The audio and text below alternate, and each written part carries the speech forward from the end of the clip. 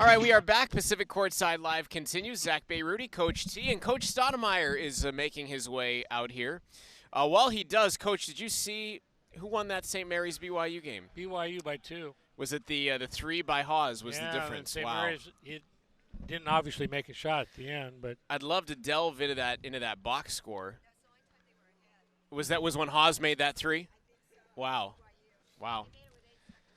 Wow. Well, Coach Stoudamire joining us now on Pacific Courtside Live is again our final here tonight. Pacific 66, San Diego 58. Coach, congratulations on the win. Thanks so much for joining us. Yep.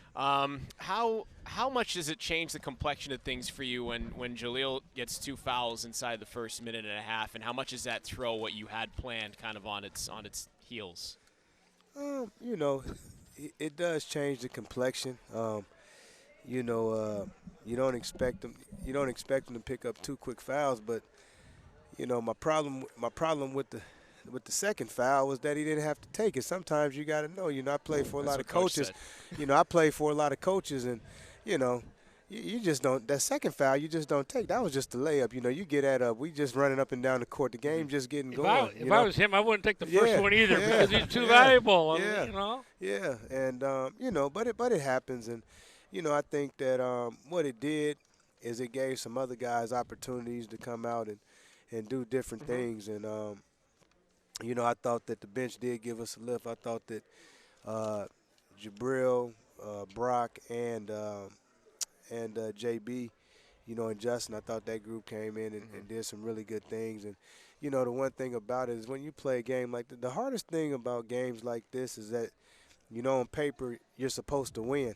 Those are the hardest games to play. Yep. Like, you know what I mean? You almost want to play, you know, record-wise a team that's equal because, you know, you don't feel that. But I think that as a head coach now, as assistant I didn't feel it, but as a head coach I feel it. And, you know, I was never comfortable over there on the sideline, but I thought that, you know, I really thought that for today the biggest thing more than Jalil was, you know, when Justin, you know, it looked like he got hurt, I didn't particularly think that at the moment him nor Pierre were playing well, you know, and I put Jabril at point guard, and, you know, I just thought he was able to turn quarters. His length gave him problems, and he was able to give us a big boost offensively.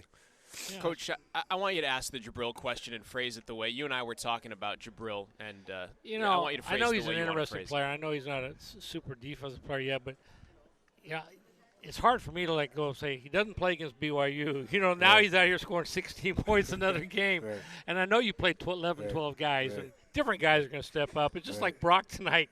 I thought he did a great job, and then Thursday night he doesn't even play. So that's a tough one. Well, that's why you're getting more gray hair than I'm getting right now, aren't you? Well, I tell you, it's you know, the one thing about it is I stand over here and you know, I probably coach game to game more than anybody in the country.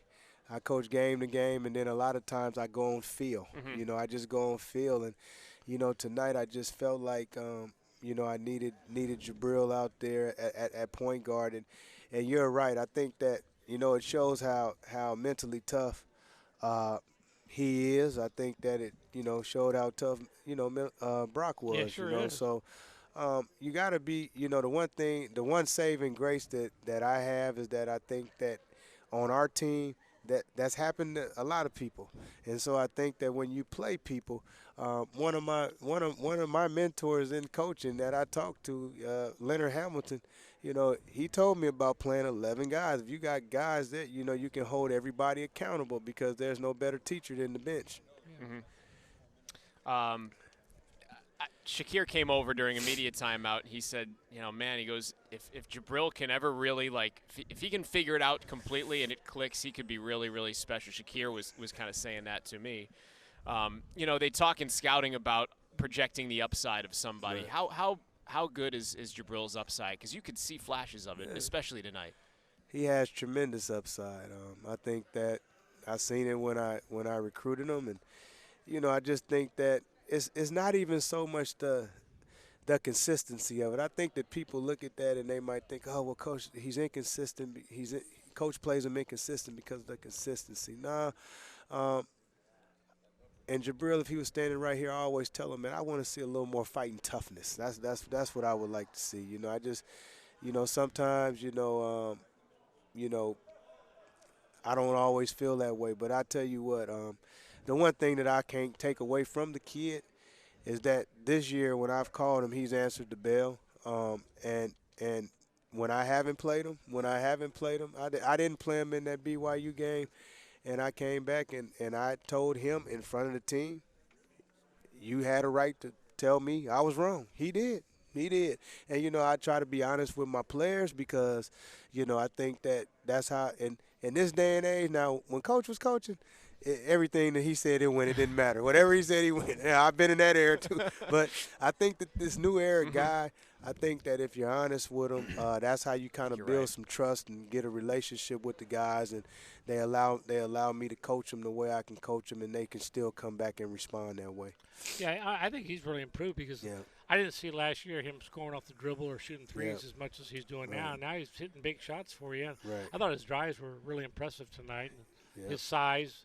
He's not a super quick-footed player. He's not an athlete sideways that big, or he doesn't really jump that high.